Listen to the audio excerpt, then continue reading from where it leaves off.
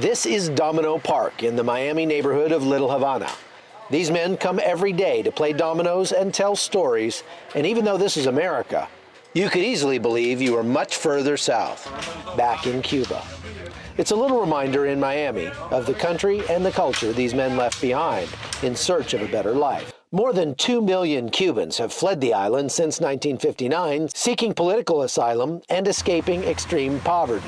Most live in Miami, where they love their cortadito coffee as much as they hate the dictator who drove them out. Now, Fidel Castro is gone, but his legacy remains. My father, who's wise at 90, almost 91 years old, he was not celebratory because he feared that it's going to be business as usual. But what about those people that have been, those families have been hurt? We don't forget.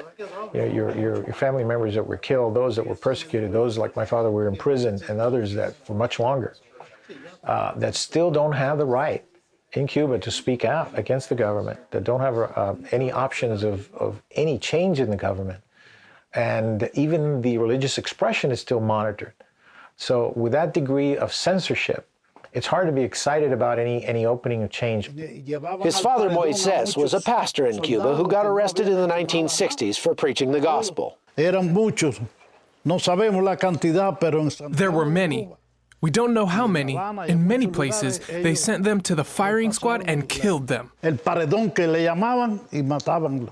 After he was taken, Moises was sent to a forced labor camp. We had to cut sugarcane. They did it to cause problems for the Christians, so that we couldn't do our work for the gospel. They only wanted us to be able to preach in our sanctuaries, not in the countryside. They said we were deceiving the people. They decided to join more than 300,000 Cubans who came by way of the freedom flights that took place in the 1960s and 70s. Yo no quería irme de Cuba. I didn't want to leave Cuba, but in the end, some brothers from the church said, "Pastor, it's better that you go because others can take your place and you have 4 children."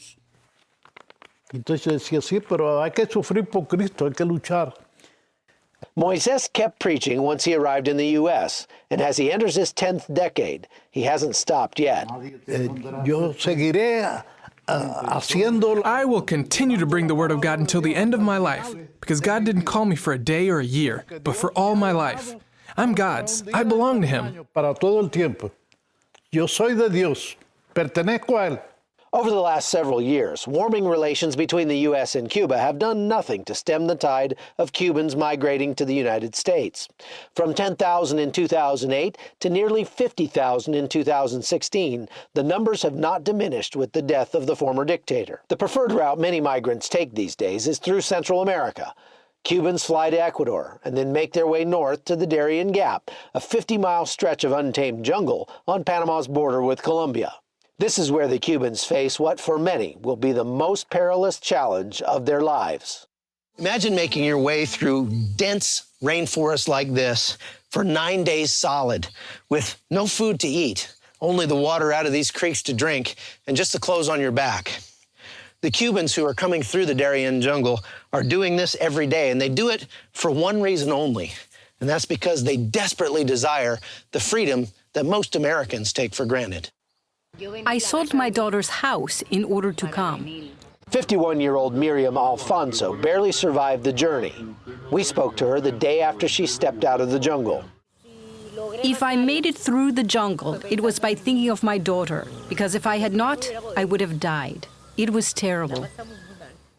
But she's not enduring this arduous trip just to improve her economic situation. They call it the American dream, but for me, it isn't that.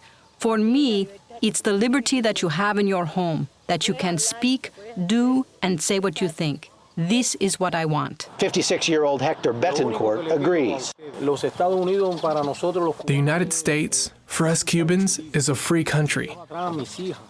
I left behind my daughters, my grandkids, a mother. It's difficult. Now, in this moment is the only chance we have to be able to leave Cuba and leave behind the Castro regime. These new migrants joined with the old in celebrating the news of Fidel Castro's passing, and all are cautiously optimistic.